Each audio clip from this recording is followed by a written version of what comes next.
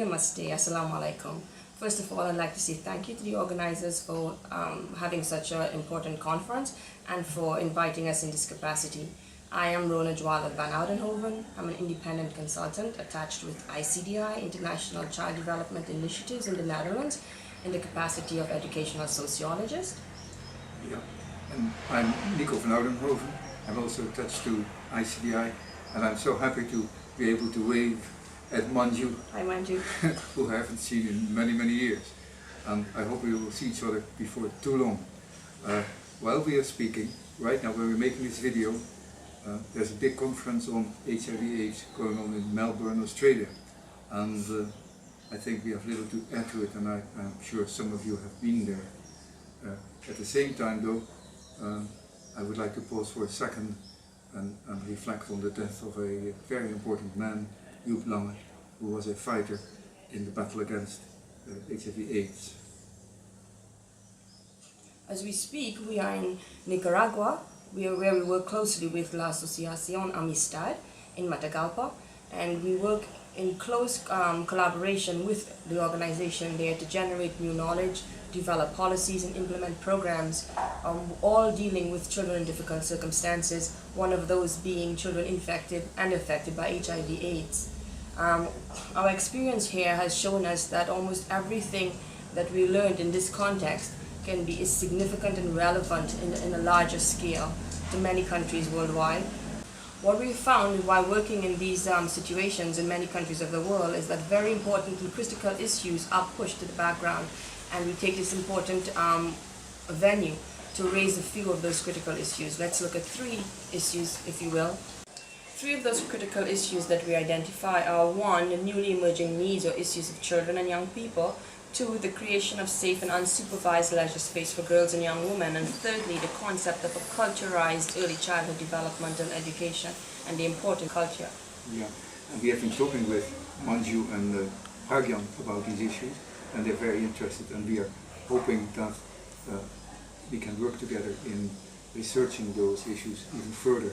To give a couple of illustrations about newly emerging needs, it's now common, or becoming more common, that gay parents adopt a baby, but we as educators, we don't know what to tell them, how to educate them, what to tell the child. We just don't have the answers to that.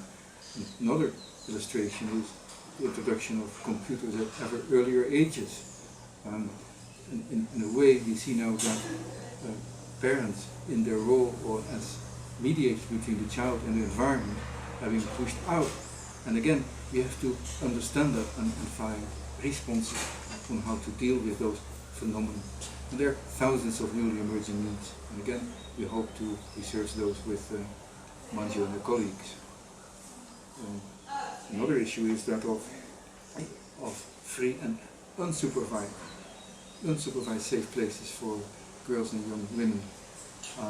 We are getting increasingly concerned about those, that girls and young women grow up in situations that are strictly supervised and depriving them from the freedom and the space to experiment and to develop healthily. Yeah, I think our concerns lie with the psychosocial and the cultural implications, not only of the individuals but on society as a whole.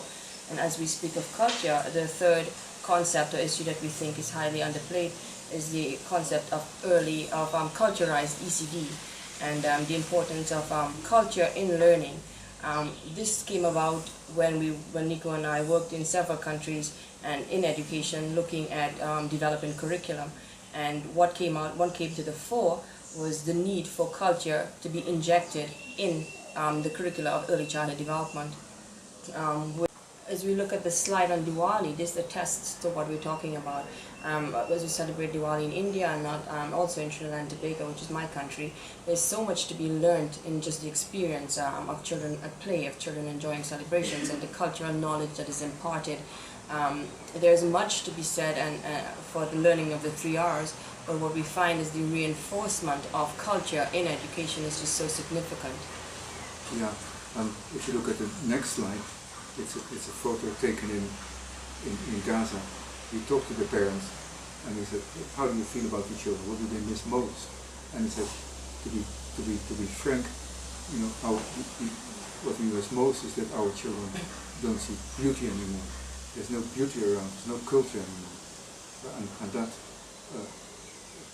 hits them most, that makes them most suffer actually. So that's why we wrote a book on the subject. It's called, what is it called? Culturalized Early Childhood Development. Basically, it's a documentation of what we're seeing in our experiences in these countries, and gives voice to the testimony of the other. Yeah. And we have sent a copy to Manju and Parkyan as well, and we hope some of you can read it as well. We are coming to the end of our talk now. Yeah, and we'd like to thank you very much for listening.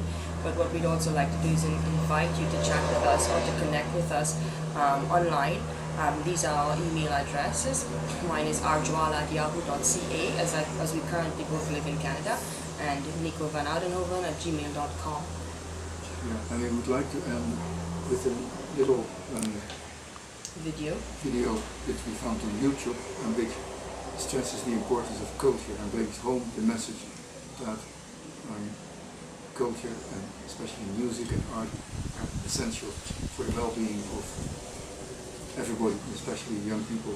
So we end here now, and we hope that you will enjoy the little video clip. Yeah, but before we do that, we would like to thank our videographer, Franklin Castillo, for doing such a great job. Thank you, Franklin. Okay. Gracias. Muchas gracias. Hey, and all of you have a splendid conference, and thank you for having us. And we're sorry that we're not there to be able to see you guys. Thank you. Farewell.